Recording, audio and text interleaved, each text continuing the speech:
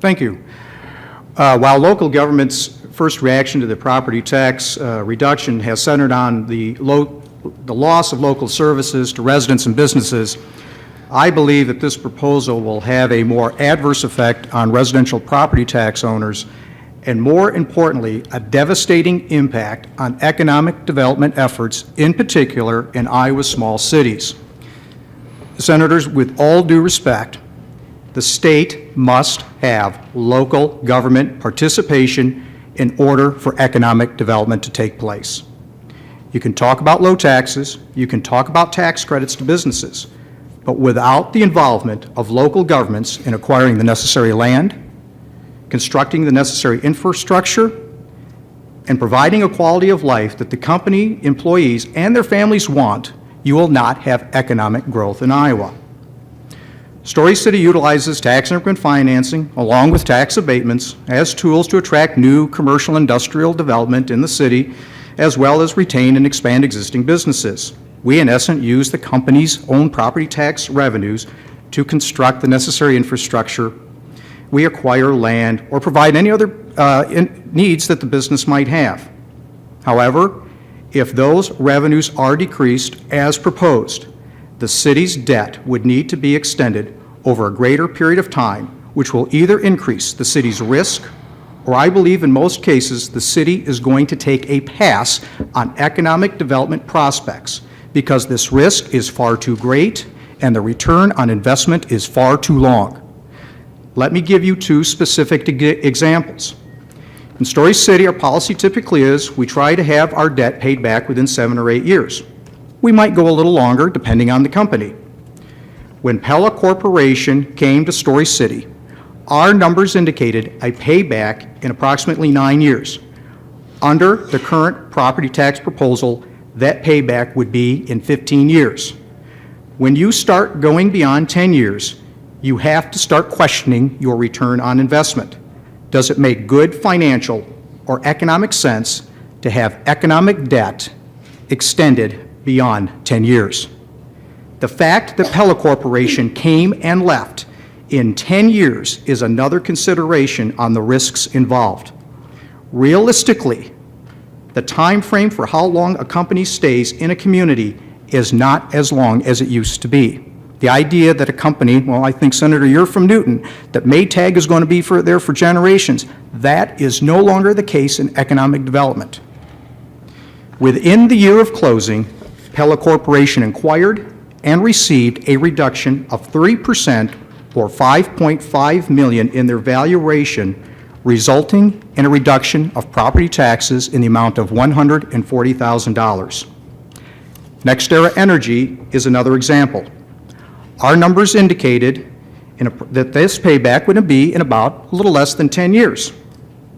I think regardless of political party, a Fortune 150 company is something we would all like to see locate in the state of Iowa. So Story City, being a community of about 3,500, was willing to take a little more risk. Under the current property tax proposal, that payback would have been in 14 years. I'm not so sure as city administrator I would have recommended that we pursue either one of these economic prospects. Again, there will be a high number of prospects that cities are going to take a pass on because the payback is simply far too long.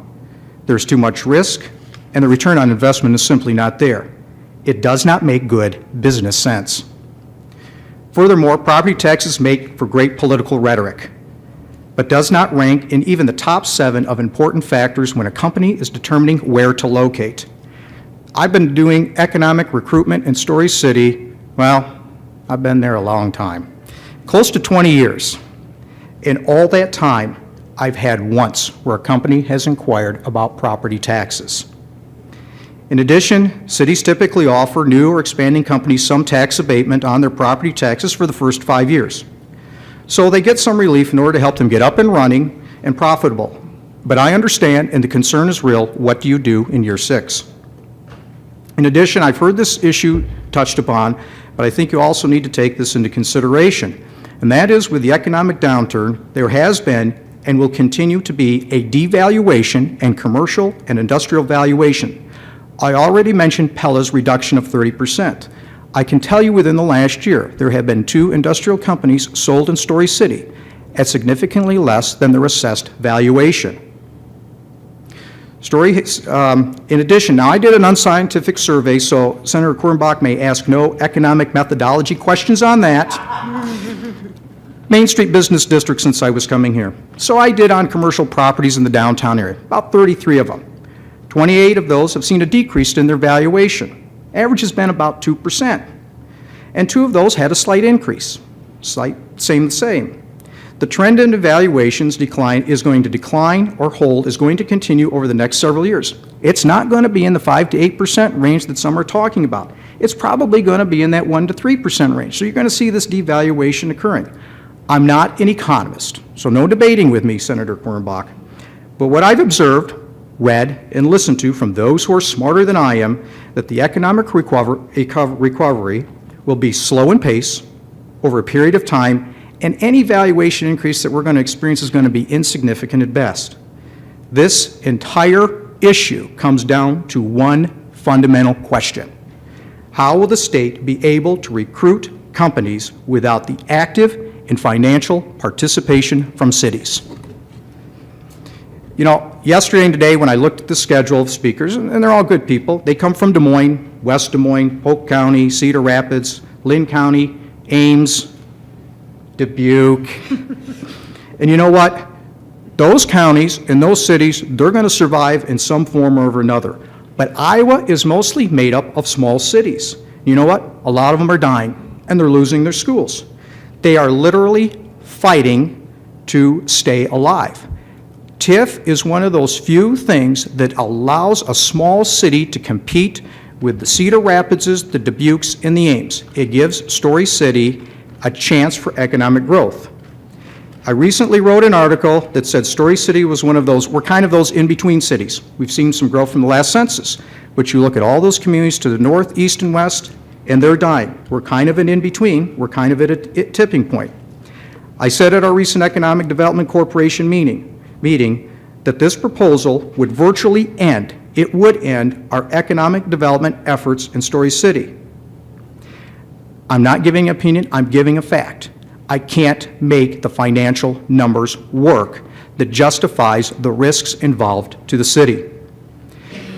This issue has been made a business versus government. It's not. If you go to the Story Cities or the Garners or the Carlisles or any local government, you will see that it is a partnership between the chamber, the business community, and their local government. Thank you.